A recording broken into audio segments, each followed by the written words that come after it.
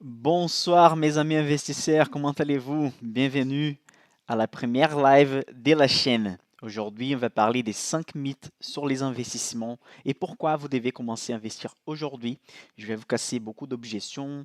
Si vous êtes débutant, vous allez comprendre comment fonctionne la bourse. Cette chaîne elle est faite pour vous qui souhaitez commencer à investir sur les longs termes. Allez, je vais voir qui est dans les chats. Dominique, Jessie, Pascal, Jean, Fabrice, Tony. Cool. Ça fait plaisir d'être ici avec vous. On va commencer notre sujet dans une petite minute. OK? J'attends les collègues arriver, qui arrivent d'Instagram, qui arrivent de l'autre chaîne YouTube, qui arrivent des autres réseaux sociaux. Salut tout le monde. Allez, dites-moi, l'audio il est bon? La vidéo elle est OK aussi? On va passer la présentation et on va commencer à attaquer les sujets parce qu'on a beaucoup de choses à discuter aujourd'hui. Ça marche? Allez, on attaque les sujets. Donc ça, c'est les lives, la live numéro 1, les 5 mythes sur les investissements. Ici, vous avez mes réseaux sociaux, mon site clubdesvaleurs.com, mon Instagram Club des Valeurs et mon Telegram Club des Valeurs aussi. Vous allez trouver beaucoup de sujets par rapport à l'investissement de long terme. Sur Club des Valeurs, j'y réponds des questions chaque jour. Il y a une petite boîte de questions là-bas dans les stories et je réponds vos questions par rapport à vos actions, par rapport à vos investissements. OK? Pour ceux qui tombent ici pour la première fois, donc la chaîne vient de commencer. J'ai une chaîne en parallèle que je vais vous montrer tout à l'heure. Cette chaîne, elle est dédiée au live. Ok?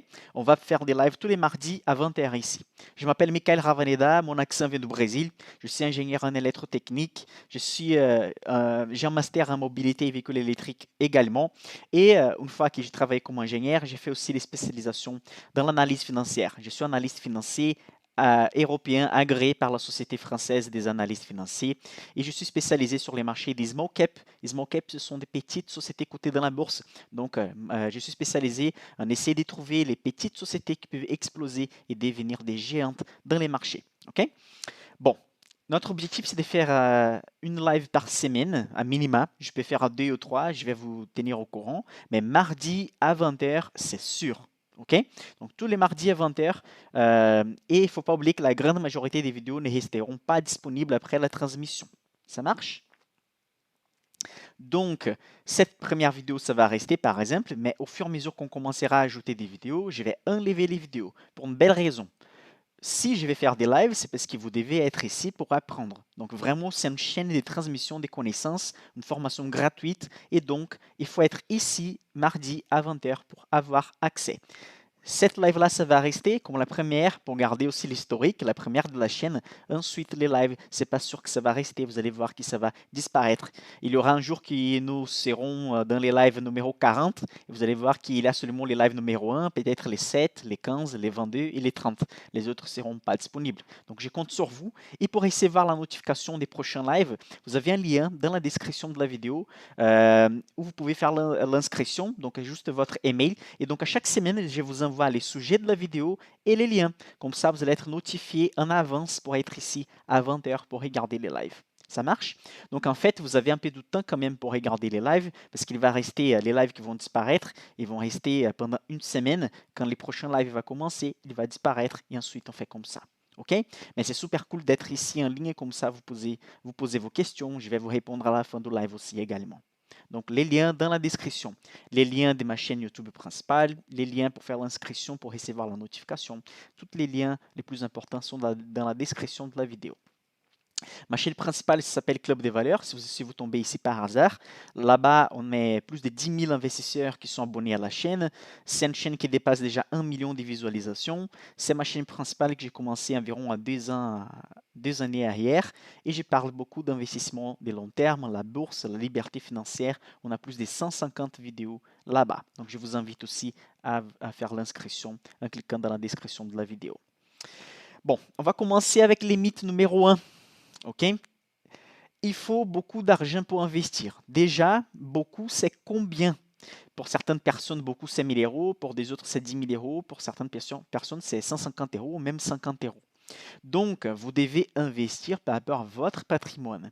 Si à la fin de mois, vous arrivez à avoir de l'argent à côté, donc cet argent-là, ces montants déjà, ça suffit pour commencer à investir. Il faut oublier que l'investissement boursier, c'est faire pour les millionnaires. Je vais vous montrer tout à l'heure qu'avec quelques dizaines d'euros, on peut commencer à investir. Si vous ne savez pas comment investir avec peu d'argent, comment allez-vous investir avec beaucoup d'argent? J'ai dit toujours que les meilleurs des cas, c'est même commencer avec peu d'argent, car vous pouvez faire des petites bêtises dans la bourse et quand même, vous n'allez pas perdre beaucoup d'argent parce que vous allez gagner avec de l'expérience. Avec les premières dizaines d'euros, des centaines d'euros que vous allez investir, c'est de la connaissance, vous achetez de l'expérience quand vous investissez sur des sociétés. Toutes les personnes riches ou qui sont dans les chemins de la richesse investissent leur épargne. Vous pouvez remarquer que toutes les personnes qui ont réussi, toutes les personnes qui ont des gros montants d'argent, ils investissent. Pourquoi? Ils ont appris que l'argent qui reste à côté, c'est l'argent qui dort et perd par l'inflation. Donc, le pouvoir d'achat va diminuer au fur et à mesure que l'argent n'est pas investi. Mais l'argent qui est investi, ça peut faire un levier et vous faire gagner chaque fois plus d'argent. L'argent fait ses petits et donc avec ses petits, on va faire encore plus d'argent. Et en fait, on ferme une boucle des réussites avec l'argent. Bon, pour ceux qui pensent encore qu'il faut beaucoup d'argent pour investir, imaginez qu'avec 34 euros maintenant, vous pouvez acheter un panier d'actions américaines où il y a 506 sociétés dedans. Peut-être vous avez déjà entendu parler sur l'SP 500. L'indice SP 500, c'est un panier d'actions américaines où on peut acheter toutes ces sociétés, des petits morceaux des sociétés américaines, dans un seul coup. Et actuellement, un ETF chez Lixer, qui c'est une société intermédiaire qui possède ces paniers d'actions, on peut aller dans la bourse et acheter avec 34 euros des petites parties des principaux business du marché américain. Donc vous pouvez acheter Amazon, vous pouvez acheter Apple, Facebook, Nike, Tesla, Netflix, Google, Starbucks et beaucoup d'autres sociétés avec 34 euros dans la bourse. Donc, pour certains, 34 euros, ça peut être beaucoup. Pour des autres, ça ne sert rien. Mais si vous avez déjà un montant de 34 euros par mois, vous pouvez commencer à investir dans les marchés financiers. Bon, ici, j'ai fait aussi une simulation pour ceux qui pensent que, par exemple, une centaine d'euros, c'est pas beaucoup, ça ne va rien importer. Mais déjà, soit vous pouvez dépenser 100 euros avec n'importe quoi aujourd'hui et dans les futurs avoir rien. Soit vous pouvez commencer à investir 100 euros aujourd'hui et d'ici 20 ans, 15 ans, 30 ans, avoir un bon montant d'argent. Ici, c'est une simulation simple avec une rentabilité annualisée de 8% par an. C'est la moyenne de la rentabilité mondiale avec des paniers d'actions mondiales ou sinon les marchés américains. J'ai fait ici donc une simulation d'un investissement de 100 euros par mois avec une rentabilité annuelle de 8% par an. Donc, on a dans les tableurs ici combien ça donne de l'investissement sur 5 ans, 8 ans, 10 ans, 15 ans, 20 ans, 25 ans et 30 ans. Un noir, vous avez les montants investis, ok, déposés, et un vert, vous avez les montants avec la rentabilité. J'ai mis ici dans la croissance annuelle d'investissement sur la quatrième ligne de haut vers les bas, 3%. C'est quoi ces 3%?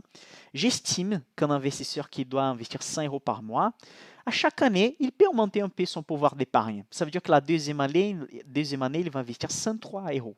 Donc à chaque année, j'ai mis 3% de plus que vous allez faire des efforts pour investir. Et donc, c'est ça. Ça donne par exemple, après 5 ans d'investissement, vous avez mis dans la bourse 6 370 et vous avez 7 710. Donc, vous avez gagné un peu plus de 1400 euros. Ça ne fait pas beaucoup, mais regarde sur 10 ans. Vous avez mis 13 000 dans la bourse, mais vous avez déjà 20 000. Sur 15 ans, vous avez mis 22 000 et vous avez 40. Sur 30 ans d'investissement, vous avez mis 57 000 euros, vous avez mis 57 000 et vous avez 189 000 euros. Donc, vous voyez déjà une chose qu'il faut remarquer, l'investissement boursier responsable va pas en fait vous donner de la richesse d'un jour sur l'autre. L'argent facile, ça n'existe pas. L'argent facile, ça vient pas comme ça. En fait, c'est la discipline de rester à chaque mois, d'investir votre épargne, de choisir des bons actifs. C'est ça qui va rentabiliser votre épargne. Et c'est le long terme qui va faire ce boulot. Évidemment qu'on peut investir plus d'argent. Donc, plus d'argent, vous allez investir, plus d'argent, vous allez terminer à la fin. Et évidemment, plus la rentabilité est forte, plus vous allez avoir des raccourcis par rapport à l'horizon d'investissement. Vous allez avoir des montants plus élevés avant. Mais il ne faut pas rêver des rentabilités entre 6 et 15%. C'est possible. Au-delà des 10-12, ça commence à avoir un portefeuille risqué pour l'avoir. Si vous restez dans la moyenne des 8 à 10%, c'est déjà excellent. Il faut garder dans la tête que si vous faites des rentabilités de 7-8% par an, tous les 10 ans, vous êtes capable de doubler l'argent investi. Ça marche? Salut tout le monde qui est là. Hello, hello, hello, hello. Tout le monde est là dans les chats. Je vais voir qui est arrivé après. Jacques, bonsoir Jacques. Martine, Patrick, Antonio, Mika, Alain. Hello, hello. J'ai pas bu de Red Bull, mais de Monster. Ok, donc on a vu les premiers mythes. Donc j'ai fait un petit résumé. Il faut pas beaucoup d'argent pour commencer à investir. Les premiers mythes, en fait, c'est il faut beaucoup d'argent. C'est pas vrai. Avec 30 euros, 40 euros, on peut investir dans la bourse. On sait qu'avec peu d'argent par mois, sur le long terme, on peut avoir des belles sommes d'argent. Et si vous dites, ah oui, mais par exemple, si j'investis pendant 30 ans, bah c'est ça, c'est pas 200 000 euros qui va résoudre ma vie. Mais ok, mais si vous faites rien, vous allez avoir rien d'ici 30 ans. Si vous faites rien aujourd'hui, vous allez rien avoir d'ici 10 ans. Donc les meilleures affaires, c'est toujours commencer à investir aujourd'hui. Surtout si vous ne voulez pas penser à vous, au moins pensez sur votre famille, pensez à vos enfants. Ils vont vous remercier d'ici quelques décennies, quelques années. Ok. Bon, moi personnellement, j'ai commencé à investir avec une vingtaine d'euros en 2011. J'étais étudiant, 20 euros, c'est pas une blague. Si vous faites la conversion 20 euros en devises brésiliennes, car je suis brésilien, ça donne une centaine de devises brésiliennes, donc 10% d'un SMIC par exemple. Et c'était la quantité d'argent que je pouvais investir. Et donc, si vous voulez accélérer les processus de l'indépendance financière, avoir de la rente passive, vous devez penser aussi, si vous avez seulement 20 euros, 30 euros, 40 euros, vous devez penser à des façons d'augmenter votre revenu. Dans mon cas, j'étais étudiant, j'ai terminé les études évidemment, j'ai commencé à gagner plus d'argent évidemment, maintenant j'ai un business. Et donc, les montants investis par mois, vous devez penser à toujours augmenter ces montants. La rentabilité, vous pouvez en fait augmenter cette rentabilité, mais ça demande un peu plus de connaissances pour ne pas avoir trop de risques. Mais la première variable, les montants investis, et la troisième variable, l'horizon d'investissement, vous pouvez contrôler. C'est à vous, votre situation financière actuelle, c'est vous qui avez, entre guillemets, choisi. On sait que ce n'est pas tout le monde qui part avec les mêmes opportunités dans la vie. On sait que toutes les familles ne sont pas la même chose. Mais à partir d'aujourd'hui, vous savez que les montants que vous pouvez investir par mois, ça dépend de vous. Et donc, c'est à vous de vous former, d'essayer d'apprendre de nouvelles choses, de prendre plus de responsabilités au boulot. Je ne dis pas que c'est facile, c'est pas facile. Je viens d'une réalité que la majorité parmi vous ne connaissent même pas. La réalité d'un pays sous-développé, comment c'est grandir et étudier dans un pays comme ça. Et j'ai pu voir et analyser comment c'est la réalité dans les deux pays. Depuis 2017, j'habite en France. Maintenant, je suis au Brésil. Mais ces 5 dernières années que j'ai vécu en France, j'ai pu voir que ce n'est pas facile pour tout le monde, peu importe les pays. Mais ça, c'est une variable qui dépend de vous. Ce n'est pas votre voisin, ça ne sert à rien de râler, de dire que c'est difficile. Si vous continuez à dire que c'est difficile et faire rien, ça ne va rien changer de toute façon. Donc, essayez d'investir chaque fois plus, de vous former et toujours avoir un biais de long terme. Si vous voulez pas si vous voulez avoir de la richesse sur les long terme ou d'ici quelques années, vous allez remarquer que la seule façon de les faire, c'est avec un portefeuille responsable, avec un risque maîtrisé. Ok? On va passer au mythe numéro 2 ou pas? Où est ton portefeuille de la Master? Le Nasdaq décroche fortement depuis l'investissement. Oui, le Nasdaq est totalement en perte et notre portefeuille de la Master, il est en perte aussi. Donc, on est comme les marchés. On est en perte pour l'instant, mais la vision, c'est toujours des long terme.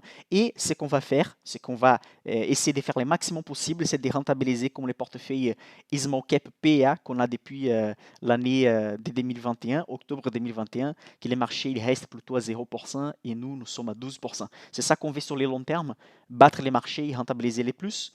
Je suis presque sûr, on ne peut jamais dire dans la bourse qu'on est sûr de quelque chose, on ne peut pas deviner les futurs, mais avec les portefeuilles qu'on a, avec des achats réguliers qu'on achète pendant la baisse, c'est presque certain et sûr que dès que le marché part vers le haut, notre rentabilité va être plus élevée que celle du marché parce qu'on possède des sociétés qui sont sous-cotées, qui ont un potentiel plus élevé que les autres sociétés qui sont déjà chères dans les marchés.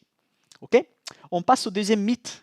Il faut passer des heures sur des dizaines d'écrans. Ah, vous voyez toujours des images des traders avec des 3, 4, 5 écrans en train d'investir. Je vous dis, ça sert à rien. Warren Buffett, le plus important investisseur de l'histoire, il n'utilise même pas des PC jusqu'aujourd'hui. Donc, mais pourquoi les gens disent pas ça? Pourquoi les gens disent que c'est compliqué, qu'il faut passer des heures, etc. Déjà, c'est pas sexy. Moi, je vous dis, pour investir, vous avez besoin de 10 minutes par mois. Mais pourquoi les gens disent pas ça? Parce que c'est pas sexy. Les gens vont dire, ah ouais, seulement avec 10 minutes par mois, tu peux investir. Non, c'est beau de dire, c'est cool de dire non, il faut passer des heures, il faut apprendre beaucoup de choses, etc. Passer 10 heures par jour, etc. C'est pas vrai. Un investisseur peut avoir un portefeuille passif qui lui-même il va construire avec 10 minutes par mois avec un investissement passif. Si vous voulez choisir vos actions, évidemment, si vous voulez choisir les actions que vous allez mettre dans votre portefeuille à la place d'acheter un panier déjà prêt, évidemment que vous allez passer un peu plus de temps. Mais ça, c'est un choix personnel. Si vous voulez rentabiliser avec une moyenne de 6 à 12% par an, ça suffit 10 minutes par mois. OK? Une fois que votre portefeuille est déjà établi. L'investissement rentable est sédentaire. On a une expression au Brésil qu'on dit que l'argent c'est comme du savon, plus on touche, moins ça reste. Pourquoi? Plus vous allez acheter et vendre, etc., vous allez jouer sur les spéculations, sur les courts termes. Vous n'allez pas être partenaire de nos sociétés sur les longs termes.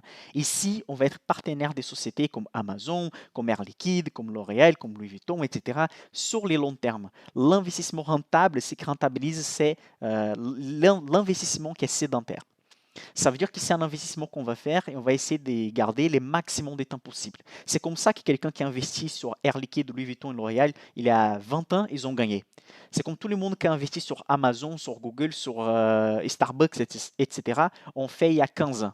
Si vous restez avec des bons actifs, ces sociétés vont progresser et on va gagner ensemble. Les gérants des fonds d'investissement et des banques, etc., veulent recevoir des frais. Donc, évidemment, ils vont essayer de vendre à vous des actifs que vous ne comprenez même pas avec des frais de 2-3% par an, comme dans la majorité d'assurances vie françaises qui sont vraiment de la M. OK? Donc, les gérants veulent dire en fait qu'il faut beaucoup de connaissances, que les choses sont risquées. Donc, eux, ils vont prendre soin de votre argent. Mais vous pouvez vous-même vous former et vous pouvez prendre soin de votre argent. Les analystes financiers veulent valoriser leur travail, évidemment. Moi, je suis analyste financier. Moi, j'ai travaillé comme indépendant, mais j'ai déjà travaillé comme analyste financier dans une société. C'est normal. Tout le monde veut valoriser les boulots. Et donc, les analystes sont des gens spécialisés sur l'analyse de marché pour trouver des sociétés, etc. Mais une personne qui travaille avec n'importe quelle profession peut faire l'analyse des sociétés. Il suffit de connaître des bases. Les analystes, évidemment, connaissent en détail chaque ligne du bilan comptable, etc. Mais vous n'avez pas besoin de ça pour devenir un investisseur. Un simple investisseur qui va avoir des rentabilités de 6 à 12% par an avec un portefeuille passif ou avec un portefeuille à dividendes des rentes passives. Vous n'avez pas besoin de savoir comment fonctionne chaque ratio dans les bilans comptables. C'est juste si vous avez besoin, si vous avez envie, d'y savoir. Les fonds d'investissement veulent des frais et primes également. Votre gérant veut ses primes. Et l'État, il n'a pas d'intérêt d'enseigner l'éducation financière. Comme ça, c'est plus facile en fait d'arnaquer les gens, de faire les gens payer plus d'impôts, etc. Si ce n'était pas le cas, l'État allait investir lourdement sur l'éducation financière à l'école et ce n'est pas le cas. Donc, l'investissement dans la bourse, c'est quelque chose de passif, de long terme et qui ne va pas bouffer votre temps si vous voulez faire une stratégie passive d'investissement. L'investissement de long terme, c'est quelque chose pour être partenaire. Ce n'est pas pour jouer sur des courbes sur un écran. Okay? C'est simple à comprendre. Si vous connaissez Peter Lynch, c'était un investisseur super important dans l'histoire de la bourse. Il disait toujours, il faut acheter, il faut être partenaire des sociétés qui vous comprenez ce qu'elles font. Okay? Bon, vous pouvez donc acheter des paniers d'actions qui sont déjà prêts, par exemple l'SP500. Vous pouvez acheter un panier d'actions où il y a les 500 plus grosses sociétés de marché américains. Vous pouvez acheter les Nasdaq où il y a les principales sociétés de technologie. Vous pouvez acheter les Russell 2000 où il y a des moyennes et petites sociétés américaines. Vous pouvez acheter les USCI, MSCI, les Momentum pour investir sur les marchés américains, sur les marchés mondes. Vous pouvez acheter les CAC 40 pour investir sur les 40 plus grosses sociétés de marché français. Vous pouvez acheter les DAX pour investir en Allemagne. Donc, il y a des paniers déjà prêts. Une fois que vous avez un compte, par exemple, chez Bourse Direct, que c'est un des principaux courtiers de la France, vous avez un compte là-bas, chez Bourse Direct. Vous allez envoyer de l'argent chez les courtiers. Donc, vous allez envoyer votre argent chez Bourse Direct. Et là-bas, vous avez une liste des choses achetées. Et donc, vous pouvez acheter un panier d'actions. Sur ma chaîne principale, qui est dans la description de la vidéo, vous avez plusieurs vidéos par rapport aux sujets d'ETF si vous êtes intéressé à apprendre un peu plus par rapport aux sujets. Bon, et pour vous former, vous avez besoin de quelques heures d'études. J'avais dit qu'avec 10 minutes par mois, vous pouvez investir des formes passives. Et ça, c'est vrai, même avec moins de 10 minutes par mois. Mais pour commencer à former votre portefeuille, pour comprendre comment ça marche, vous avez besoin de vous former. Donc pour ça, vous avez besoin de passer quelques heures d'études. Pas besoin de passer une centaine d'heures, mais avec une dizaine d'heures déjà, vous pouvez comprendre déjà les bases. Donc là, des vidéos sur cette chaîne, elle est dédiée à ça. Ma chaîne principale est dédiée à ça aussi. Il y a des livres. J'ai déjà fait une vidéo sur ma chaîne principale qui s'appelle 14 livres pour investir selon les niveaux des connaissances, d'expérience que vous avez. Donc, si vous allez chercher là-bas 14 livres pour investir, vous allez tomber sur cette vidéo. Vous avez des formations aussi dans les marchés. Vous avez la mienne, vous avez des autres personnes aussi. La personne qui vous fait confiance, vous pouvez économiser du temps. Vous pouvez éviter des erreurs avec une formation. C'est un investissement sur vous-même. OK? Vous pouvez juste faire partie d'un groupe d'investisseurs. Donc, il y a plusieurs façons d'apprendre, soit gratuitement, soit avec une formation pour économiser du temps et ne pas faire des erreurs au début. Vous pouvez faire un mélange de tout ça, choisir seulement des vidéos. C'est à vous. Mais c'est votre futur et le futur de votre famille qui dépend de vous, de votre pouvoir d'épargne et de vos investissements. OK? Les mythes numéro 3. Avant de parler de mythe numéro 3, je vais voir ce que vous dites dans les chats. Je vais voir qui est arrivé ici. Tony, vivement que les marchés baissent fortement pour investir un max. Ah, Tony a bien compris les principes de la bourse. Les baisses sont des belles opportunités d'investissement. Il ne faut jamais oublier ça. OK? Bonsoir Mickaël, je suis peut-être hors sujet, mais je voulais savoir si investir en Ukraine était une opportunité aujourd'hui pour les longs termes. Sujet qui mérite un live. Je ne vais pas te répondre maintenant parce que sinon on va passer 10-15 minutes sur les sujets, mais c'est un bon sujet pour un live ou sinon je peux te répondre sur Instagram. Donc je t'invite à aller sur mon Instagram. Après ces lives-là ce soir, je peux faire un history pour te répondre à cette question. OK? Donc arrobas club des valeurs sur Instagram. OK? Donc, allez, on repasse à la présentation et maintenant, on va attaquer les mythes numéro 3. Même si je gagne, je vais tout donner aux impôts. Préparez-vous parce que dans les prochains jours, je vais partager des vidéos YouTube par rapport à l'imposition pour ceux qui investissent déjà. Mais il faut savoir, il y a beaucoup de gens qui ne savent pas, mes amis. Il y a certains parmi vous qui sont déjà des investisseurs, des autres ne sont pas d'investisseurs. Il y a des gens qui pensent en fait que tout l'argent qu'on envoie vers les investissements, on doit payer d'impôts. En fait, on va payer des impôts seulement sur la partie des plus-values, sur la partie qu'on va gagner. Donc imaginez que pendant des années, vous allez investir 50 000 euros. À chaque mois, vous allez investir quelques centaines d'euros, dizaines d'euros. Et après quelques années, vous avez 50 000 euros envoyé. Mais dans les soldes total, vous avez 80 000 euros. Ça veut dire que vous avez gagné 30 000. Parce que vous avez 80, mais l'argent que vous avez envoyé, c'était 50. Ça veut dire que vos actions ont valorisé. Donc, on va payer les impôts par rapport à la plus-value sur la partie que vous avez gagnée. Et sur les marchés français, on possède un paradis fiscal qui s'appelle PA, plein d'épargne en action. Sur ma chaîne principale, vous avez des vidéos par rapport aux sujets de PA. Les PA, elles étaient conçues pour aider les foyers, aider les particuliers à investir sur les marchés français, sur les marchés européens surtout. Donc, on peut même acheter des paniers d'actions américaines avec ces types de comptes PA. Chez Bourse Direct, par exemple, ou chez Boursorama, vous pouvez ouvrir un compte PA. Et donc, vous pouvez acheter des sociétés françaises, vous pouvez vendre dans ces comptes et acheter des autres sociétés et vous allez payer zéro impôt. Vous allez payer l'impôt seulement au jour du retrait. Donc, imaginez que vous allez envoyer 1000 euros aujourd'hui. D'ici une année, vous avez 2000 euros. Okay? Cette action elle est valorisée, elle est double. Vous allez vendre cette action pour acheter encore une autre action. Tout ce que vous faites dans ces comptes-là, vous n'avez pas besoin de payer d'impôts. Seulement quand vous allez envoyer une lettre à votre courtier pour dire je vais faire un retrait partiel ou complet. Okay? Vous pouvez faire ça après 5 ans de détention et vous allez payer beaucoup moins d'impôts, 17,2% par rapport à la plus-value, à la place des 30%, que c'est les pourcentages classiques sur un compte d'investissement, que ce n'est pas les PA, que c'est les comptes titres ordinaires. OK? Donc, c'est juste une remarque parce que surtout les débutants pensent qu'il faut payer d'impôts sur la totalité, pour ceux qui en ont envoyé aussi, mais non, on paye par rapport à la plus-value. Il faut jouer selon les règles. Vous préférez continuer à perdre votre pouvoir d'achat par rapport à l'inflation parce qu'il existe des impôts. Les gens, les impôts, ça existe au monde entier. Si vous n'allez pas investir parce il existe des impôts, vous n'allez jamais investir. C'est comme ça. Il faut jouer selon les règles. On doit gagner le maximum possible de la bonne manière. Et donc, le simple fait de ne pas investir, c'est déjà perdant. Donc, ce qu'on doit essayer de faire, c'est de rentabiliser cette épargne. Et peu importe les gains qu'on va avoir, c'est normal, on va payer les impôts. Évidemment qu'on peut se battre, on peut voter, on peut faire plein de choses pour essayer de payer moins d'impôts par exemple, les gouvernements demandent maintenant. Mais il y a toute une question bureaucratique derrière. Et donc, normalement, peu importe l'État, chaque pays va avoir des différents taux d'imposition. Mais il faut payer les impôts. Et ce n'est pas parce qu'on paye des impôts qu'on va arrêter d'investir. Déjà, remarquez la hausse des prix qu'on a récemment sur des choses. Sur les légumes, sur la gazole, sur les journaux, sur les fruits, sur l'électricité, etc. Si vous laissez l'argent dormir sur les matelas, si vous avez de l'argent dans les comptes bancaires et vous n'investissez pas cette somme d'argent, les pouvoirs d'achat que vous avez, ça diminue à chaque année. Donc à chaque année, vous avez moins d'argent. Les 1000 euros que vous avez aujourd'hui, ce n'est pas la même chose que 1000 euros l'année prochaine. Parce que l'année prochaine, vous pouvez acheter moins des biens et des services avec la même somme d'argent, avec les mêmes montants d'argent. Okay? Donc, l'argent qui est à côté et qui n'est pas investi, c'est déjà de l'argent perdu. À chaque année, vous avez un peu moins.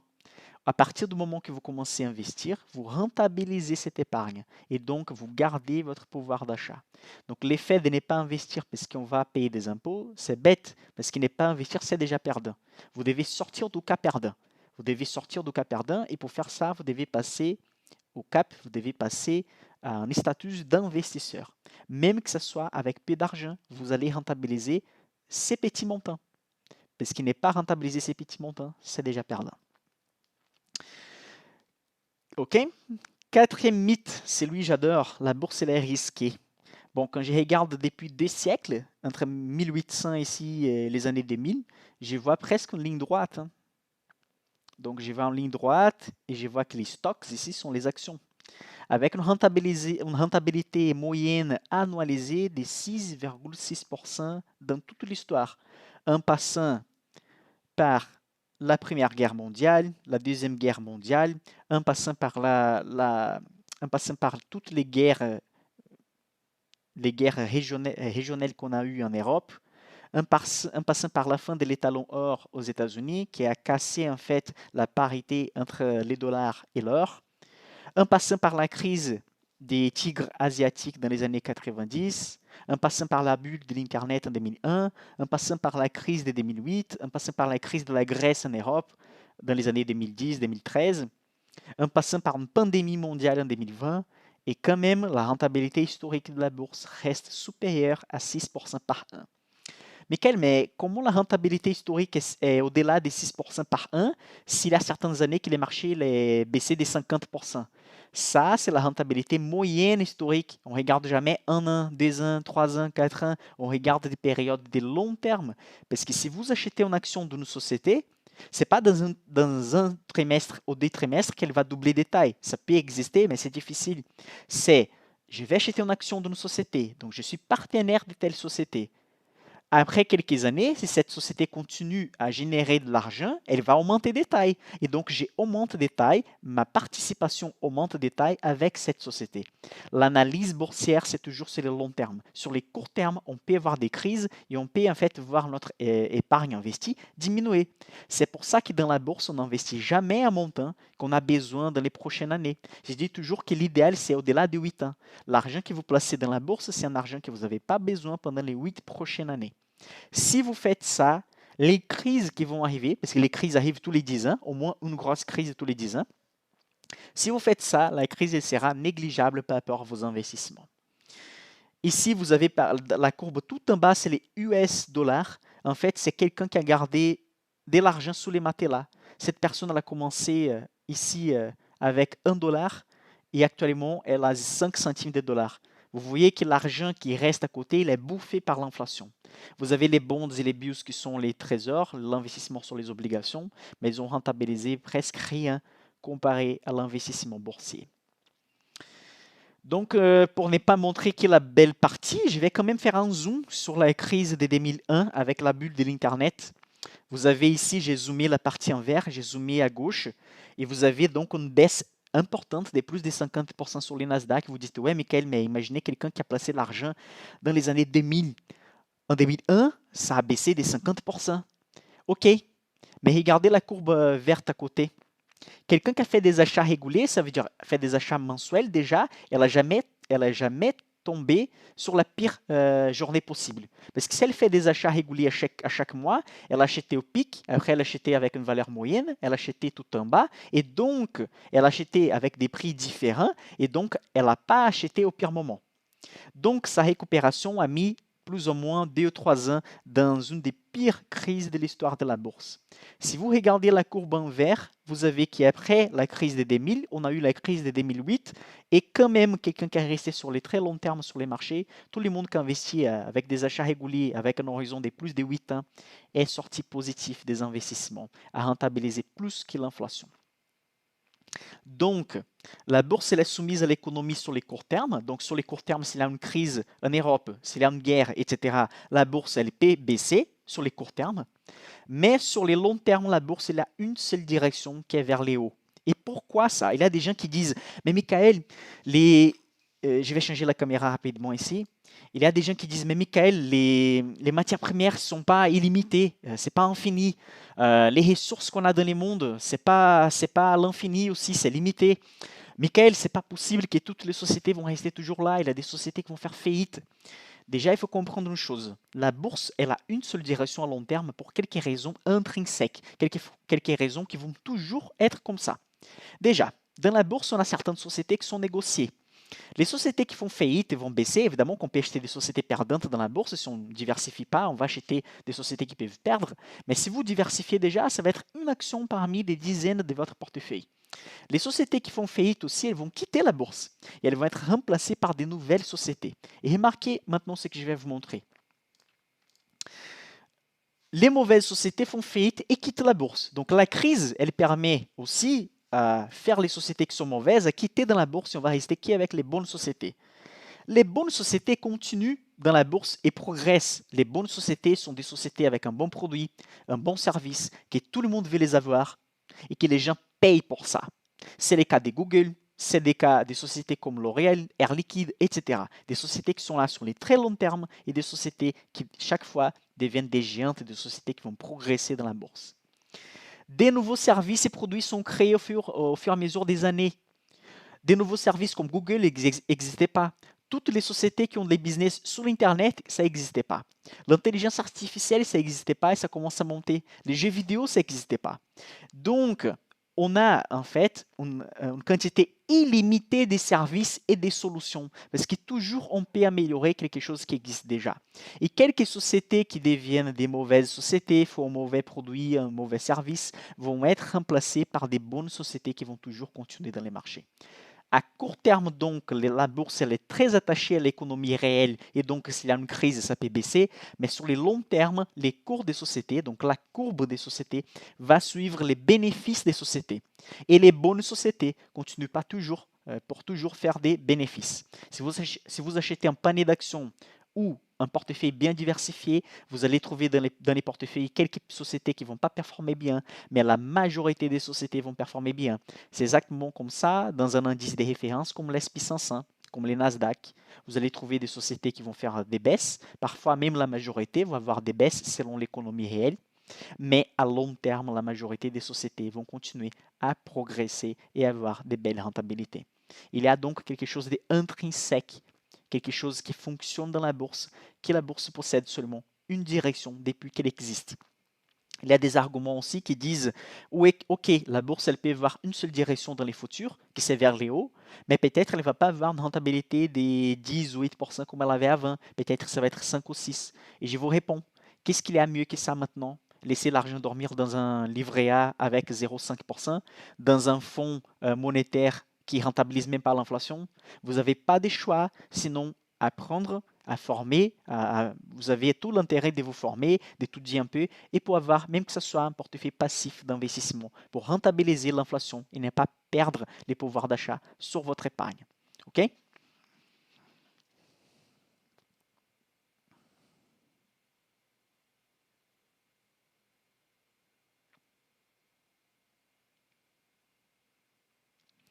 Michael, certaines sociétés ont un programme d'achat indirect d'actions comme Air Liquide. Penses-tu que c'est mieux de passer par un courtier comme Bourse Direct? Ça dépend. Ce ne sont pas toutes les sociétés qui possèdent des systèmes d'achat d'actions indirects comme ça. Si elles proposent ça, c'est parce que tu peux gagner des choses en plus. Par exemple, une action bonus, comme par exemple un dividende supplémentaire. Donc, si tu es vraiment intéressé à garder cette société à 20 ans, pendant 15 ans, dans la majorité des cas, ça vaut la peine d'acheter en direct avec la société. Mais sinon, si tu penses que ce n'est pas pour toujours, ou tu restes un peu réticent par rapport à cet achat-là, tu achètes directement dans un courtier, il n'y a pas de souci. C'est juste que tu ne vas pas gagner un bonus supplémentaire peut-être, mais ta rentabilité sera exactement celle de la bourse comme pour tous les autres investisseurs. OK? Ici, il y a un graphique qui montre toutes les crises et les baisses de marché de 2010 à 2020. Donc, vous voyez qu'en 2010, en juillet, la bourse elle a perdu 16%. Ça peut faire un débutant paniqué. En 2011, moins 19. En 2012, moins 9. En 2013, moins 5,8. En 2014, moins 7. En 2015, moins 12. En 2016, moins 13. En 2018, moins 10. En 2018, moins 19. Et en 2020, moins 33%. Et on a déjà rattrapé cette baisse. Remarquez que quelqu'un qui a commencé avec environ 1000, ici c'est les SP500, c'est l'indice, donc il avait plus ou moins 1000 points. Et maintenant, dans ces graphiques, évidemment, on est un plus haut maintenant, mais à la fin de ces graphiques, pendant la pandémie qu'on a vécue, pendant les débuts de la récupération, l'SP500 avait plutôt 3000 points. Donc ça veut dire que la bourse s'est multipliée par 2, presque 3, sur 10 ans d'investissement, même avec 1, 2, 3, 4, 5, 6, 7, 8, 9, 10 baisses énormes. Pourquoi? Parce qu'à long terme, la bourse est a une seule direction et c'est vers les hauts. Pendant la pandémie, les tourismes, ça ne fonctionnait pas. Les systèmes de santé de beaucoup des pays, ça ne fonctionnait pas. Les sociétés ont fermé, les bureaux ont fermé. Mais les sociétés qui travaillaient en ligne ont gagné de l'argent. Les sociétés qui ont basculé tous les business en ligne et qui ont fait des télétravail, elles ont gagné de l'argent. La bourse, donc, elle va être gagnante à long terme parce qu'il y a certains secteurs qui ne vont pas fonctionner bien, mais des autres secteurs qui vont gagner, peu importe dans quelle crise on vit. Et donc, c'est pour ça qu'intrinsèquement, on a que la bourse elle est haussière à long terme. On peut passer par des périodes stables et sanguines pendant 2 ans, 3 ans, 4 ans, que la bourse elle reste plate. Oui, ça peut exister. Mais si vous avez plus de 10 ans d'horizon d'investissement, je vous invite à vous former, à étudier un peu et placer votre argent sur les très longs termes. Surtout si vous pensez à votre retraite, si vous pensez au futur de vos enfants, car la bourse elle permet d'avoir des rentabilités qu'on va trouver jamais ailleurs. Par exemple, pour ceux qui disent ouais, mais je préfère l'immobilier, je préfère je sais pas quoi. L'immobilier, c'est un des secteurs dans la bourse. On a la technologie, on a l'industrie, on a la santé, on a plein de secteurs. Et donc, l'immobilier, vous pouvez même l'acheter dans la bourse aussi. Et évidemment, j'ai dit ça, ça ne veut pas dire que je suis contre l'immobilier. Je suis même pour. Si vous pouvez avoir de l'immobilier et en plus investir dans la bourse, c'est le meilleur des cas. Mais ce que je veux dire, c'est que la bourse, elle rassemble tous les secteurs possibles de marché. C'est pour ça qu'aussi la bourse, elle a une seule direction. Parce que dans la moyenne, on va avoir plus de secteurs gagnants que perdants. Et donc, on va être gagnant sur les longs termes. Cinquième mythe, la bourse est un jeu des sommes nulles. Ça veut dire en fait que la bourse, pour gagner dans la bourse, quelqu'un doit être perdant. Il y a beaucoup de gens qui pensent que pour être gagnant dans la bourse, quelqu'un doit être perdant. Et ça m'étonne parce que c'est une façon de penser si simple et qui marche pas, qui, à mon avis, quelqu'un qui arrive à l'âge adulte et qui pense comme ça, elle devait simplement réfléchir à 1 minute de plus pour comprendre ça. Déjà, je vais donner 3 exemples pour montrer pourquoi dans la bourse, pour gagner, on n'a pas besoin qu'une autre personne soit perdante. Imaginez l'investisseur A, il a acheté l'action d'Air Liquide dans les années 2000. Imaginez que l'investisseur A, dans les années 2000, il avait 30 ans. Et en 2015, par exemple, il avait donc 45. Et à 45 ans, peut-être il veut en fait profiter de cette plus-value qu'il a fait pour investir sur une autre action ou simplement vendre un peu de l'action d'Air Liquide puisqu'il a beaucoup gagné.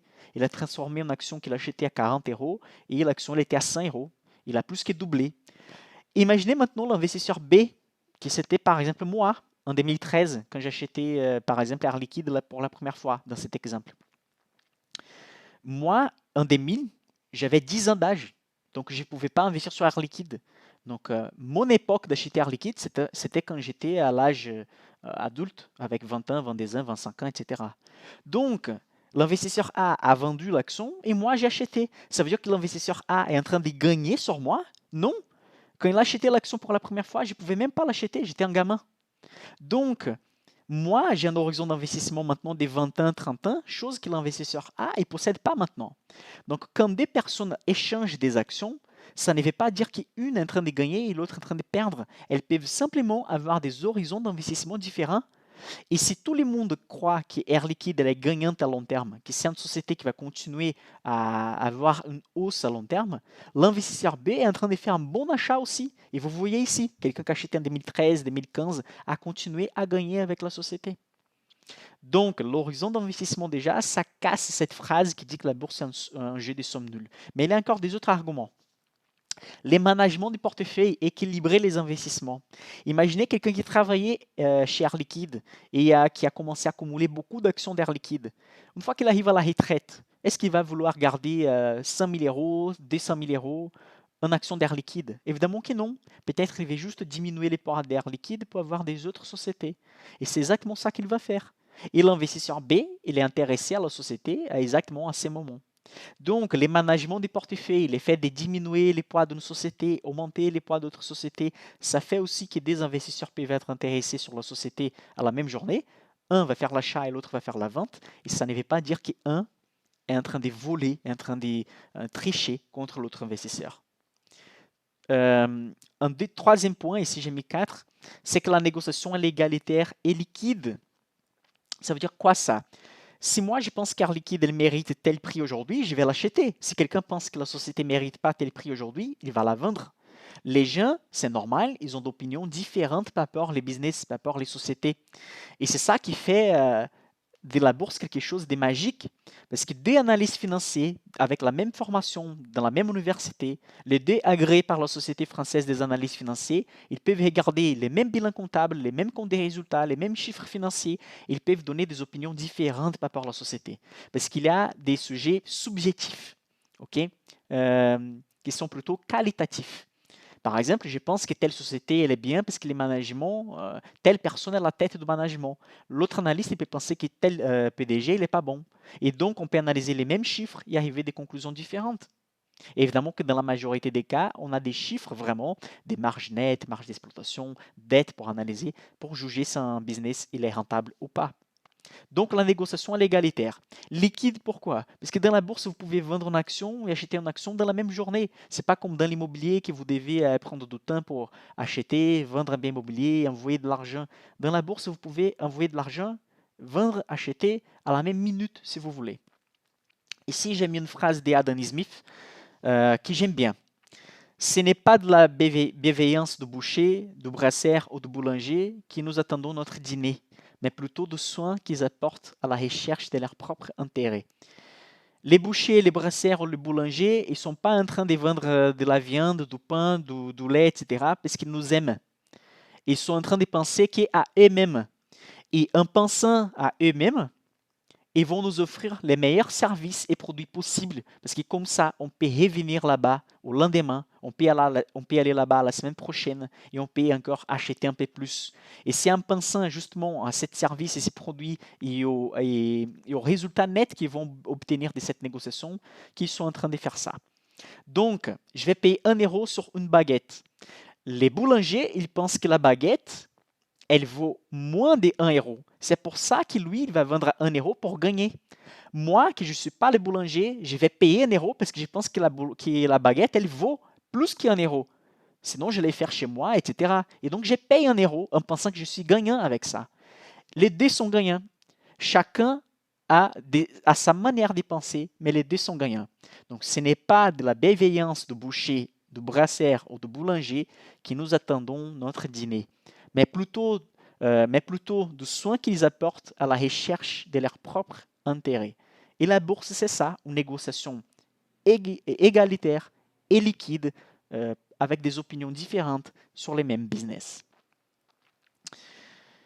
Mes amis investisseurs, ici, vous avez les arrobas de mon Instagram. Donc, je réponds à vos questions là-bas.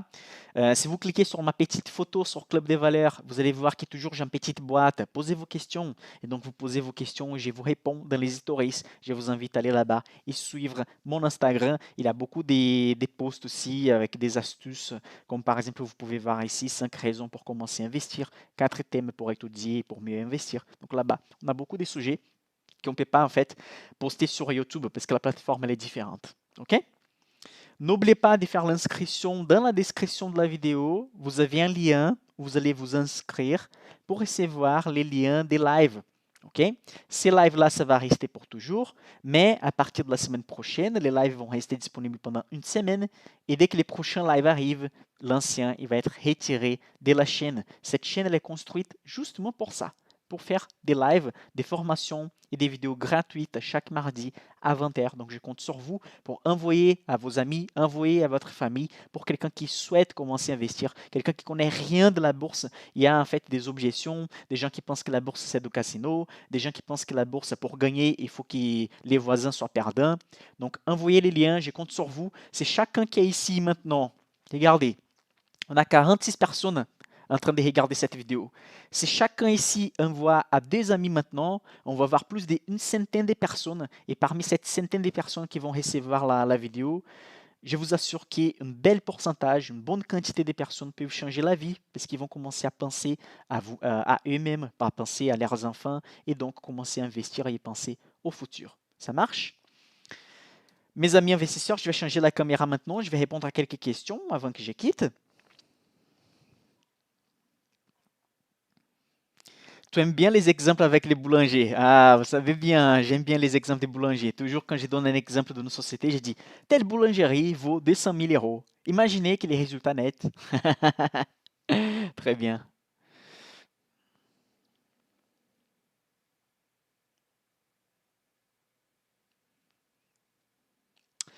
Est-ce que c'est possible d'avoir un compte en devise étrangère si on veut être moins exposé à l'euro? Oui, il est possible. Tu peux chercher TransferWise qui s'appelle Wise, W-I-S-E, c'est déjà W-I-S-E, c'est déjà un site que tu peux avoir des devises étrangères. Mais une façon de faire ça, c'est d'investir simplement sur des business qui fonctionnent sur des autres pays. Et sur la bourse américaine, tu peux faire beaucoup de ça. Par exemple, sur la bourse américaine, tu peux acheter des sociétés qui sont cotées à la bourse américaine, mais sont des sociétés d'Israël, des sociétés brésiliennes, des sociétés japonaises, des sociétés européennes. Donc, l'effet d'acheter par exemple Starbucks, tu sais que la majorité du chiffre d'affaires, ça va être en dollars, une partie en euros aussi.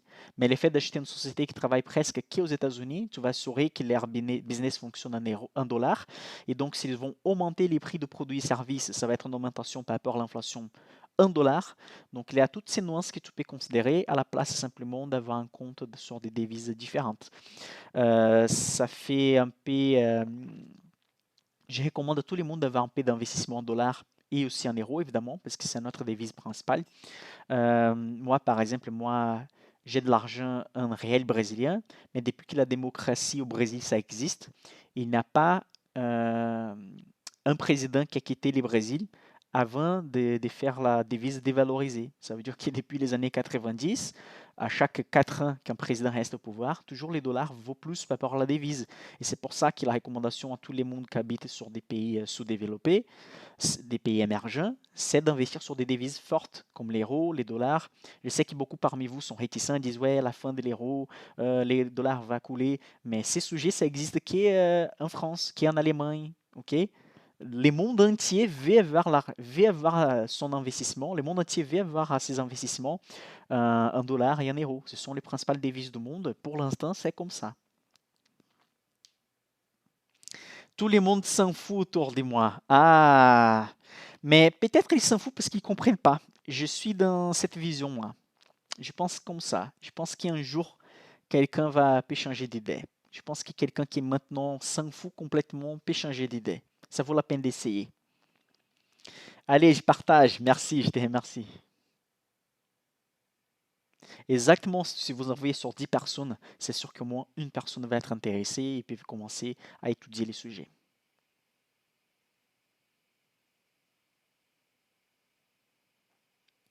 comment j'étais intéressé? Bon, je vais répondre à cette question. Je ne sais pas si elle était exactement posée à moi, mais je commençais à être intéressé par les investissements quand j'ai compris que simplement laisser l'argent à côté et compter sur cet argent après, ça n'allait pas fonctionner parce que simplement les choses deviennent chaque fois plus chères.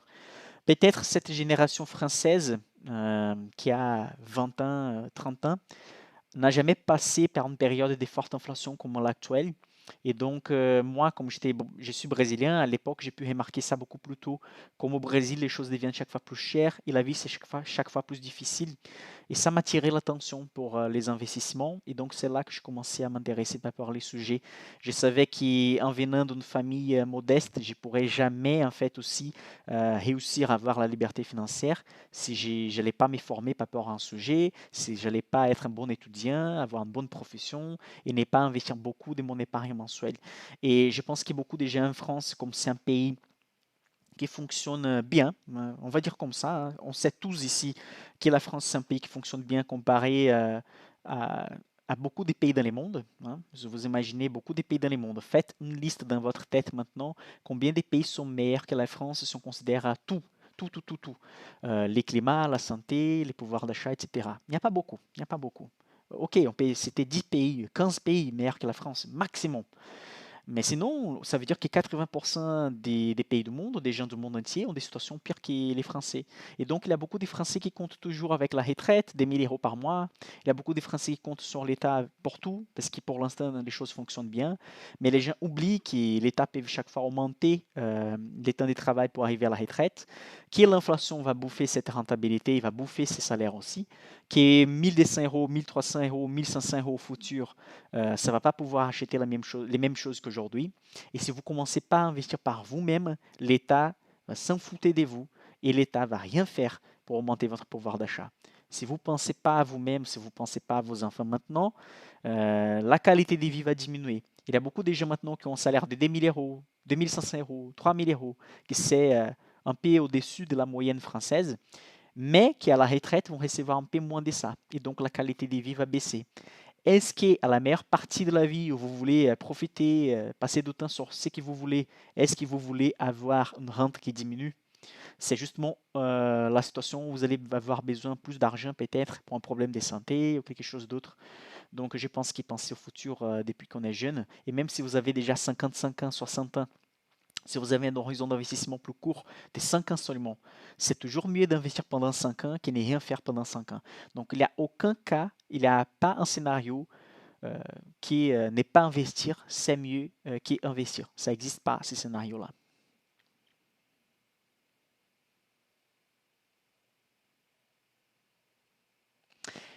Comment est possible de réaliser facilement une analyse comparative fondamentale sectorielle? Très bonne question. J'ai déjà montré sur ma chaîne principale. Il y a une vidéo où je montre comment fonctionnent des sites comme Zone Bourse, Morningstar, Investing. Sur les sites Investing, vous pouvez taper les noms de la société que vous êtes intéressé à analyser, comme Air Liquide, et vous allez sur profil financier, ratio. Et dans les ratios, il va montrer les ratios fondamentaux, donc la marge, les dettes, toutes les choses résumées de la société. Il va toujours comparer avec les secteurs. C'est écrit industrie. Quand il écrit industrie, ça veut dire l'industrie concurrente, ça veut dire les secteurs concurrents. Et tu peux comparer les ratios de la société versus les secteurs qu'elle a insérés.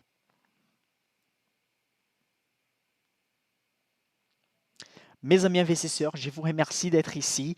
Donc, pour notre premier live, ça me fait énormément plaisir. D'ici 10 ans, on va revenir sur cette vidéo. On va faire une vidéo pour analyser cette vidéo et on verra la situation de marché, qui ici a commencé à investir, qui déjà récolte des résultats d'ici 10 ans. Parce que les pouvoirs de la discipline, de la consistance, surtout dans la vie, ça va vous propulser, c'est les leviers de la vie. La consistance de chaque mois faire des achats, de chaque mois apprendre de nouvelles choses, de chaque mois investir. Si vous faites quelque chose avec discipline et constance, difficilement quelqu'un va vous arrêter. Mon compromis avec vous, c'est être ici chaque mardi à 20 h. Évidemment, la vie, c'est une surprise. On suppose que d'ici quelques mois ou d'ici quelques années, il y a un mardi 20 h que je ne peux pas faire un live. La vidéo, elle sera ici de toute manière, pas en format des lives, mais la vidéo sera là. Mais mon compromis avec vous, c'est d'être ici en live, répondre à vos questions et partager un peu mes études et tout ce que je sais par rapport aux marchés financiers. OK? Mes amis investisseurs, partagez avec vos amis. N'oubliez pas de cliquer sur la description de la vidéo pour vous abonner à mon Instagram, abonner à la chaîne principale et recevoir les rappels de chaque live, de chaque leçon qu'on a les mardis à 20h. Je compte sur vous. On se voit mardi prochain à 20h.